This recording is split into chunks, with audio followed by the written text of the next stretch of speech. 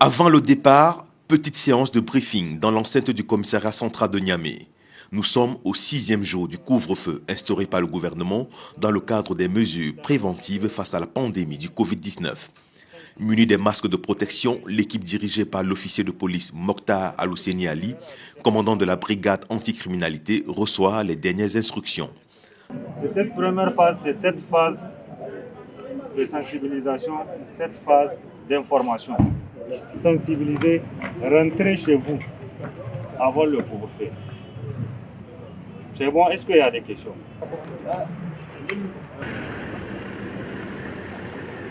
Il est 17h et c'est justement à ce moment que la première phase du couvre-feu débute. Suivant un itinéraire bien défini et spécifique à chaque unité de patrouille, celle du commandant Mokhtar Al-Husseini procède à des séances de sensibilisation portant sur les horaires du couvre-feu. À 19h, donc avant 19h, fermez et rentrez chez vous. Merci beaucoup.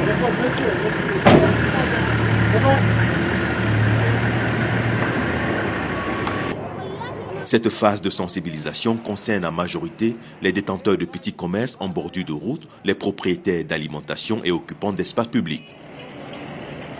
19h45, début de la deuxième phase. Comme la première, le commandant Mokhtar Al-Husseini procède au briefing et à la vérification des kits de sécurité. Ce que je rappelle comme consigne. 1. Il n'est pas question de frapper qui que ce soit. La personne résiste, on l'interpelle. S'il refuse, on le maîtrise, on l'amène. Deuxièmement, l'interpellation ne commence qu'à partir de 20h01. Cette heure-là, même si on sort avant 20h01, on continue toujours à sensibiliser les gens, de leur dire de regagner leur domicile. Cette deuxième phase consiste à la vérification de la mise en œuvre du couvre-feu. Les unités de la police, de la garde nationale, de la gendarmerie et de la protection civile sillonnent les principales artères de la capitale ainsi que les différents quartiers pour débusquer d'éventuels contrevenants, à l'exemple de ce menuisier sommé de fermer son atelier. Il est 21h12. Dans un autre quartier périphérique de la capitale, des jeunes sont interpellés pour non-respect du couvre-feu. Il est alors 21h45. Ils seront conduits au commissariat pour vérification d'identité selon les règles en vigueur. Des règles scrupuleusement observées par les agents et les unités de police en service depuis le début du couvre-feu. L'opération lancée le 28 mars dernier est supervisée par le gouverneur de la région de Niamey qui depuis fait des descentes de terrain. À partir d'une certaine heure de la mise en œuvre du couvre-feu, nous sommes obligés d'interpeller certains individus que nous rencontrons à notre passage.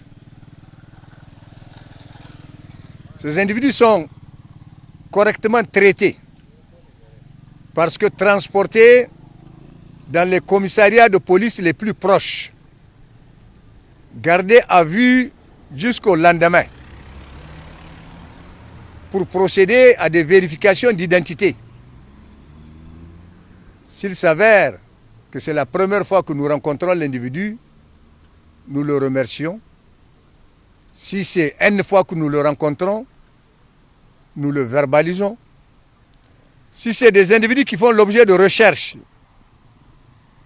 pour des raisons évidentes, nous le mettons à la disposition de la justice. Épicentre de la pandémie, la ville de Niamey est isolée. En dehors du couvre-feu instauré, il est strictement interdit de sortir et de rentrer dans la ville, sauf cas exceptionnels, les ambulances, les marchandises, les forces de défense et de sécurité, les cadres de commandement en mission, le personnel soignant et les hommes de médias.